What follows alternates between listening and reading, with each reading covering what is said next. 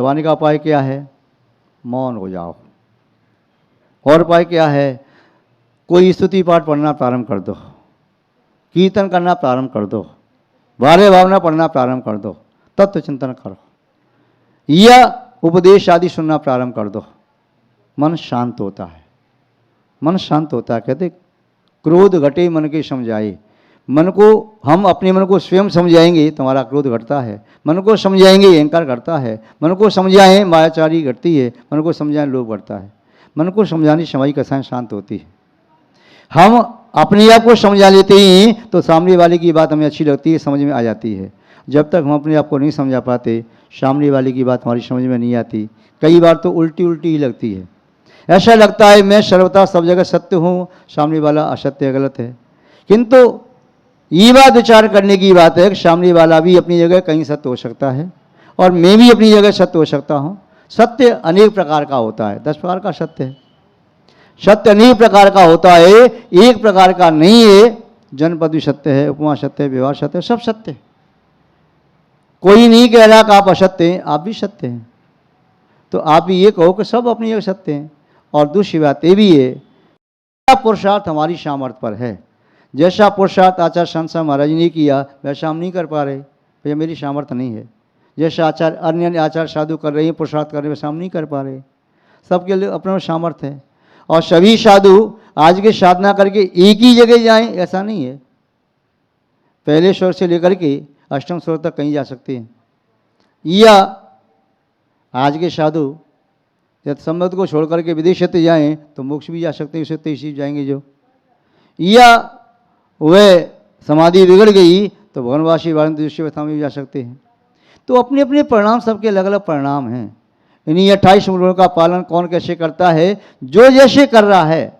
श्रावक अपनी 11 प्रतिमा का पालन कैसे कर रहा है? जो जैसे कर रहा है। 8 मूलों का पालन, 12 प्रतिमा का पालन कौन कैसे कर रहा है? जो जैसे कर रहा है उसका फल उसे प्राप्त होगा।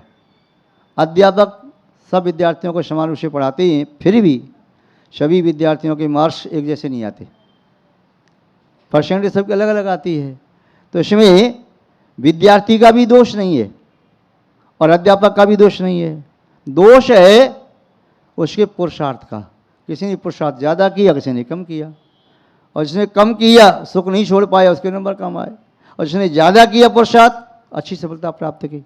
तो ऐसे ही धर्म के क्षेत्र में भी पुरुषार्थ सब कर रहे हैं, आप भी कर रहे हैं। ऐसा नहीं पुरुषार्थ नहीं किया होता तो आप यहाँ क्यों बैठे होते? घर से चल कर के आए, अपना काम छोड़ के आए, नहीं तो आप अपने बेड पर लेटे लेटे टीवी देख रहे होते और चाय की चुस्की ले रहे होते, नाश्ता कर रहे होते, कोई नींद कान ले रहे होते, कोई कुछ कर रहे होते। बारिश भी हो रही है फिर भी प्रातःकाल 6:15 बजे पढ़ने वाले 6:15 बजे आ जाते। अभी वासना में भी आते, विधान भी कर रही, उसके बाद आर्चर्या में संलग्न हूँ, उसके बाद में 11 सवा 11 पर क्लास चलती, उसमें भी अटेंड करते हैं। फिर घर जा करके भोजन करके फिर दोपहर में 2-2:30 बजे आ जाते हैं। फिर वासना में आते हैं मणिकर्णिका में, उसका गुरु भक्ति में, और उसके बाद फिर शाम को स्वाध्याय चलता है। अभी श्रीपाल चल रहा है, धर्म परीक्षा पूरी हो गई, उसमें भी कुछ लोग स्वाध्याय में आते हैं। तो पुरुषार्थ कर रहे हैं, जिसकी इतनी सामर्थ्य पुरुषार्थ कर रहे हैं। सबकी सामर्थ्य एक जैसी नहीं होती। तो प्रशम भाव समग्र दृष्टि का लक्षण है। ये पुरुषार्थ से स्वयं प्रकट किया जाता है। अपनी कषायों को दबाना प्रशम भाव है। जो समग्र दृष्टि है उसके परिणाम बड़े शांत होते हैं। उसे देख करके लगता है भाई क्या देवता आदमी है, क्या चेहरे पे मुस्कुराहट है, क्या प्रसन्नता का भाव है, क्या आनंद आ रहा है। सम्यक भाव धम्मे धम्म फलमी हर्षो भावो सम्यो। धर्मात्मा, धर्म और धर्म के फल, इनको देख करके आनंद अंदर से आता है। धर्मात्माओं को देख करके खुशी होती है। यदि धर्मात्मा का चिंतन परुष में भी किया जाए तो आनंद की प्राप्ति होती है। तो ये सम्यक भाव है, यह सम्यक दृष्टि का लक्षण है। जो सम्यक दृष्टि यदि धर्मात्मा को सहन न कर पाई, एक साथ दूसरे सहन न कर पाई, तो उसका समझना चाहिए अभी कुछ गड़बड़ है। या धर्म के फल को देख करके रुचि न आई या धर्म के कार्य में मन न लगे तो समझो कुछ गड़बड़ है। तो सम्यक भाव काशय धर्म, धर्मात्मा, धर्म के फल, उनमें रुचि हो, आनंद आए, उल्लास हो, उमंग रहे, उत्साह बढ़े। प्रथम सम्यक अनुकंपा, प्राणी मात्र के प्रति करुणा दया का भाव। सम्यक दृष्टि धर्मात्मा है, निरीयता से बेरहमी से किसी को मारता नहीं, संकल्प हिंसा का त्याग कर देता है, कम से कम इतना तो करता ही है। उद्योगी आरंभी विरोधी हिंसा यदि हो रही है तो नहीं बच पा रहा तो अलग बात है, किंतु संकल्प हिंसा नहीं करता। किसी को निर्दयतापूर्ण मारता नहीं, दया का करुणा का भाव रहता है। कोई जीव दुखी दिखाई दे जाए, उसे देख करके पिघल जाता है, पसी जाता है, इसकी आंखें नम हो जाती हैं। तो अनुकंपा का भाव रहता है।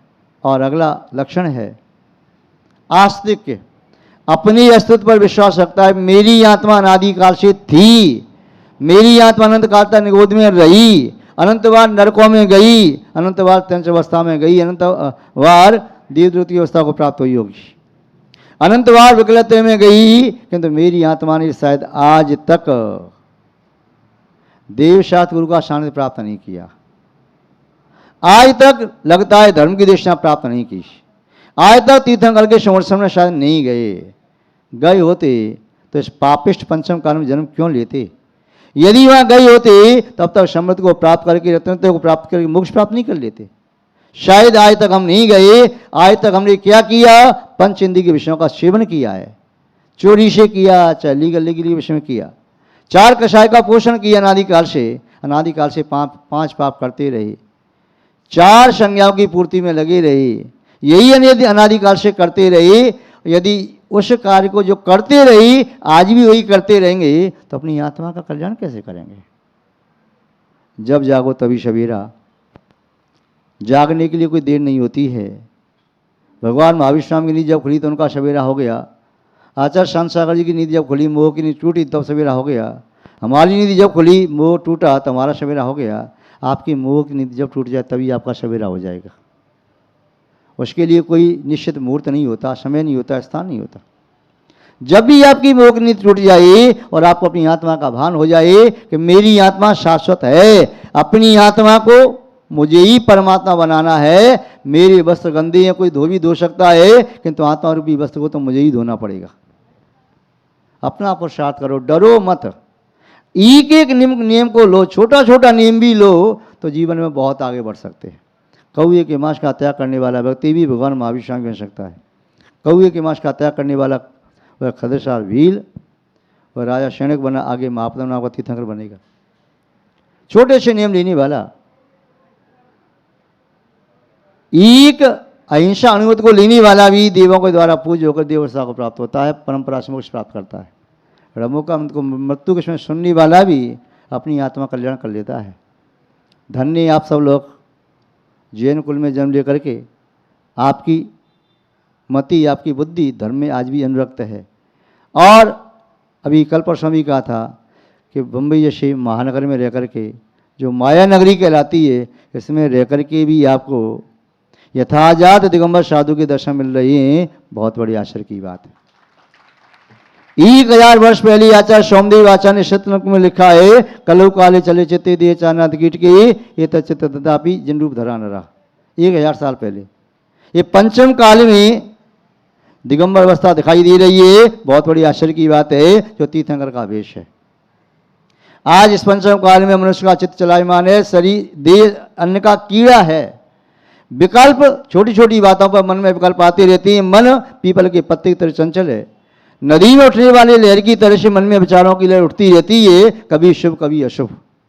इस काल में भी यदि इतना छोड़ करके दिगंबर अवस्था को स्वीकार किया, बहुत बड़ी बात है, बहुत बड़ा त्याग है। कोई अणुव्रती बन जाता है, प्रतिमाधारी बन जाता है, बहुत बड़ी आश्चर्य की बात है। अन्यथा चारों ओर पंचेंद्रिय विषयों का साम्राज्य है, चारों ओर चारों कषाय के पोषण करने का निर्देश दिया जा रहा है, वही दिखाई दे रहा है। सब व्यक्ति मान कषाय के पोषण में, कोई क्रोध के पोषण में, कोई मायाचारी में, कोई लोभ में, उसी में लगे, वहां से मन हटता ही नहीं। शरीर बूढ़ा भले ही हो जाए, मन बूढ़ा नहीं होता। मन में फिर भी वासना भरी रहती है, मन में कषाय फिर भी भरी रहती है, मन में पाप की बत्ती जमी रहती है। इसको हमें ही दूर करना पड़ेगा, कोई दूसरा नहीं करेगा।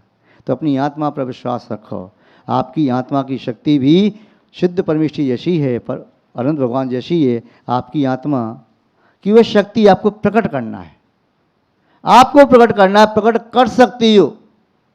तो जिन्होंने इस पंचम काल में भी धर्म के प्रति ये कदम बढ़ाया है, तो निस्संदेह वह भी प्रशंसनीय है।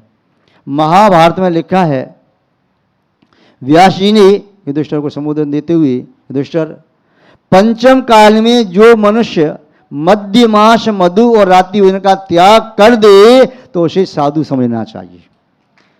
जो रात्रि में चारों प्रकार की आर्जल का त्याग कर दे और पंचम काल में मध्य मास मधु आदि का त्याग कर दे, और मास में तो आपका सब कुछ आ गया, यानी फिर तो आप अचार 24 घंटे से ज़्यादा का नहीं खा सकते, या मक्खन आदि जो मर्यादा के बाहर का नहीं खा सकते, रात्रि में पानी भी नहीं पी सकते। तो उन्होंने कहा इतना पालन कर ली तो पंचम काल में साधु जैसा माना जाएगा। शराब का त्याग, मद्य का त्याग बहुत कठिन है। एलोपैथ तो औषधि के त्याग की बात कहें तो कहते तो महाराज उसके बिना तो जी नहीं पाएंगे, मर जाएंगे हम तो। जिन्होंने त्याग कर दिया अभी मर गए क्या? अभी तो जी रही है ना। किंतु अशुद्ध चीज न लेकर के शुद्ध का सेवन करोगे तब भी जियोगे। आप औषधि से नहीं, अपनी आयु क्रम से जीते हो। कैसे जीता व्यक्ति? आयु कर्म नष्ट हो जाए तो औषधि जिंदा रख देंगे क्या? आयु कर्म जैन सिद्धांत को समझो। हाँ, हम ये नहीं कह रहे कि आप स्वास्थ्य खराब होने पर आप औषधि मत लो, लो शुद्ध औषधि लो, शुद्ध की खोज करो, शुद्ध चीज़ भी मिलती है। महानुभाव, तो यहाँ पर आचार्य महोदय कह रहे संवेग आदि, संवेग आदि ये 4 लक्षण हैं। प्रशम, संवेग, अनुकंपा, आस्तिक।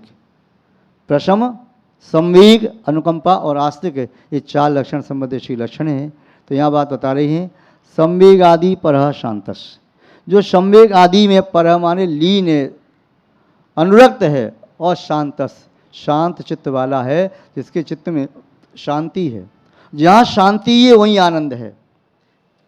यदि तुमने दूसरे के लिए खुश करने के लिए पाप कमाया है तो उस पाप को तुम ही भोगोगे, तुम्हारी पत्नी नहीं भोगेगी, तुम्हारा पुत्र नहीं भोगेगा।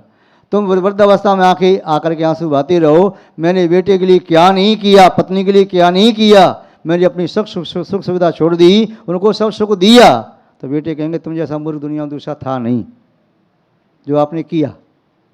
पहले अपनी व्यवस्था बना लेते, आज आप दुखी हो रही ना, बुद्धिमानी होती तुम्हारे पास तो आज सुखी होती, आप अपनी व्यवस्था बनाते।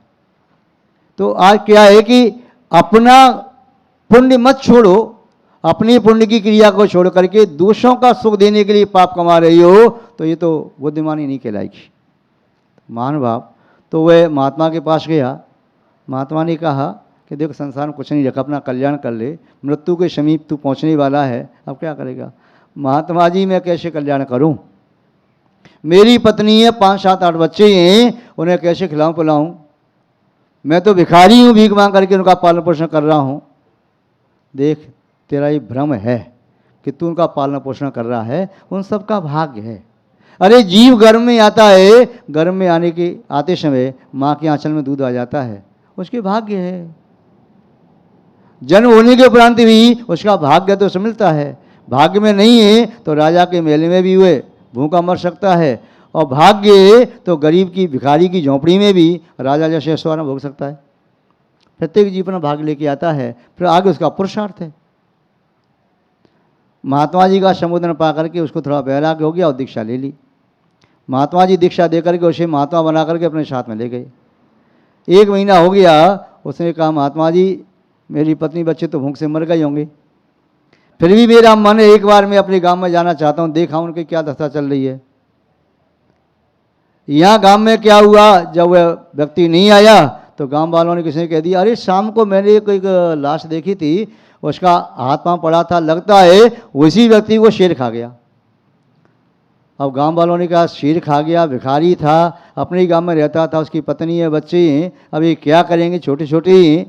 तो गांव वालों ने क्या किया, सबने चंदा इकट्ठा किया, सबने इकट्ठा करके कुछ कुछ दिया, उसके लिए 1 साल भर के लिए अनाज इकट्ठा कर दिया, घी तेल नमक आदि इकट्ठे कर दिए, वस्त्र आदि व्यवस्था कर दी। अब वह आया देखने के लिए क्या चल रहा है, तो रात्रि में आया, दिन में आया तो लोग कहेंगे कि तो साधु बना देखा था हमने, किसी ने देख लिया होगा। तो रात में आया और रात में पीछे वाले दरवाजे से चढ़ के छत पर पहुंच गया, और छत पर से हवाएं लगाई नहीं, जो कूदने को था। बच्ची पत्नी सब वहाँ पर थी, तो क्या देखता है वहाँ पर कि वहाँ तो कढ़ाई चढ़ी है, नाना प्रकार के मिठाइयाँ, व्यंजन, पूड़ी, हलवा, खीर बनी रखी है, और वो बच्चे मौज मस्ती कर रही हैं। चंदा से इकट्ठा हो गया था तो सब खा पी रही हैं। ये सोचता है तो देखो मौज मस्ती कर रही, मैं वहाँ चला गया। और जैसे कूदा नीचे तो पत्नी बोली ये भूत आ गया भूत, लकड़ी निकाली चूल्हे से उसको मारा और बचा करके अपने प्राण भागा वहाँ से, महात्मा के पास पहुँचा। महात्मा आप ठीक कहते थे, क्या हुआ? प्राण बच गई, बहुत बड़ी बात है, सब मौज मस्ती से जी रही है, तू तो यहाँ था, वो तो मर गए होंगे, तू तो बोल रहा था। कोई नहीं मरा, मैं तो कुछ नहीं खिला पा रहा था, फिर अपने भाग से खीर पूड़ी खा रहे, हलवा रबड़ी खा रहे। तो ये मैं समझाना चाहता हूँ कि प्रत्येक जीव का अपना पुण्य पाप होता है। किसी के लिए हम क्या कर पाएंगे बात की चीज़, पहले अपने लिए हम जो कर सकते हैं उसे अपने लिए कर लेना चाहिए और परिणामों में क्षमता रखो तो आनंद आएगा। विशुद्धि खूब बढ़ाओ, खूब विशुद्धि बढ़ाओ। आगे कह रहे हैं कि जो समदृष्टि मनुष्य तत्व नरा जंतु जन्म जरातीत है, वह प्राणी जन्म जरा से अतीत होकर के पदवी में अवगाहते, उत्कृष्ट पदवी को प्राप्त करता है। इंद्र धड़ेन्द्र आदि की पदवी, हेमेंद्र की पदवी, लोकपाल की पदवी, प्रतिन्द्र की पदवी, अथवा राजा अधिराजा महाराजा मंडलेश्वर मामलेश्वर चक्री चक्रवर्ती की पदवी प्राप्त करता है, तीर्थंकर तक की पदवी प्राप्त करता है। इसलिए उस सम्यक्त को प्राप्त करो, जिन्होंने प्राप्त कर लिया है उसकी सुरक्षा करो, उसे विशुद्ध बनाओ, निर्मल बनाओ। आपके सम्यक्त को निर्मल आप ही बनाओगे, दोष आकर के नहीं बना पाएगा। कहीं शंका आदि दोष तो नहीं लग रही, कांक्षा आदि अतिशा तो नहीं लग रही, अन्य दृष्टि प्रशंसा संस्था तो नहीं कर रही, या विचिक्षा कहीं की गिलानी तो नहीं हो रही धर्मात्मा को देख करके, कहीं मेरी दृष्टि में अच्छा दोष तो देखने में नहीं आ रहा। दोष आए तभी दोषवादे च मौनम, दोष को देख करके मौन ले लो बस। दोष देखना नहीं, दिख जाए तो मौन। गुण सबके देखना है, संसार के सब प्राणियों का अच्छाई देखना है और स्वयं के अंदर जो भी अच्छाइयाँ हैं उन्हें बढ़ाते जाना है। एक एक अच्छाई बढ़ाते जाएंगे तो बहुत सारी अच्छाई हमारे पास आ जाएंगी और एक एक कमी को कम करते जाएंगे तो बहुत सारी कमी हमारे अंदर से निकल जाएंगी। तो इस प्रकार समदृष्टि की बात कही।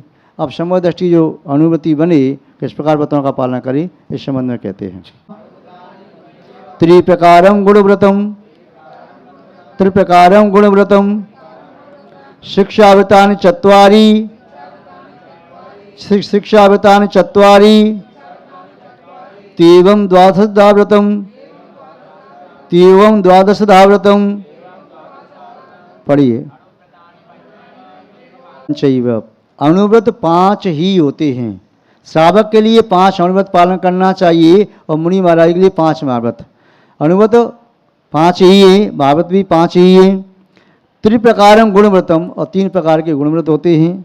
शिक्षाव्रतानि चत्वारि, 4 प्रकार के शिक्षाव्रत होते हैं। इति एवं द्वादशाव्रतम, इस प्रकार से श्रावक के 12 व्रत होते हैं, इनका पालन करना चाहिए। 5 अनुव्रत, 3 गुणव्रत, 4 शिक्षाव्रत, इनका कथन आगे विस्तार से करेंगे तो अब आगे देखेंगे। अभी आज इतना ही पर्याप्त है।